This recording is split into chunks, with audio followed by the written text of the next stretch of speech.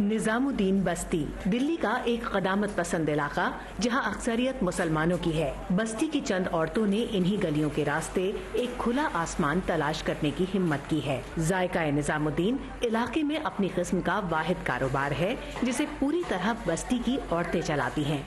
आगा Khan foundation और आगा Khan trust for culture ने हुकूमत के साथ मिलकर इस मुनफरिद किचन की शुरुआत की। जब औरतें खाना पकाती हैं या तो घर पे खाना पकाती है जिसके लिए उन्हें कोई ऑब्वियसली कोई पैसे नहीं मिलते, या किसी बड़े घर में अमीर घर में डोमेस्टिक कुक का काम करती हैं। लेकिन जायका निजामुद्दीन की औरतें कमर्शियल कुकिंग करती हैं, वो इंडस्ट्रियल कुकर्स पे खाना बनाती हैं। यहाँ ज्यादातर औरतें बहुत कम पढ़ी लिखी हैं या बिल्कुल नहीं।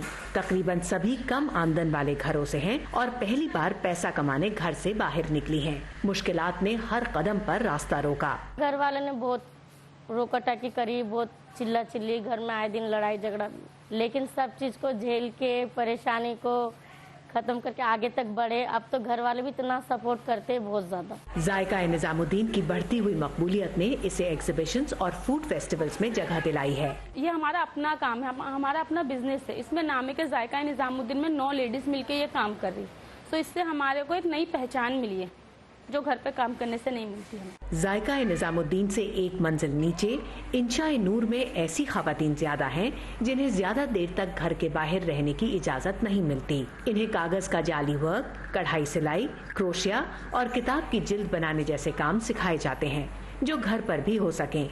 काम इतना बढ़ गया है कि इंशाए नूर अब एक रजिस्टर्ड कंपनी बनने जा रही है।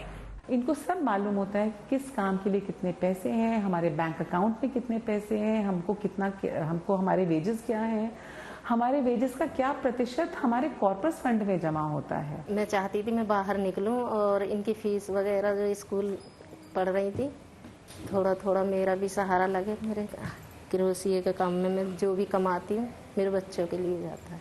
सन 2018 में इंशाए नूर ने तकरीबन 42 लाख रुपए का कारोबार किया, जबकि जायका निजामुद्दीन ने तकरीबन 12 लाख रुपए का।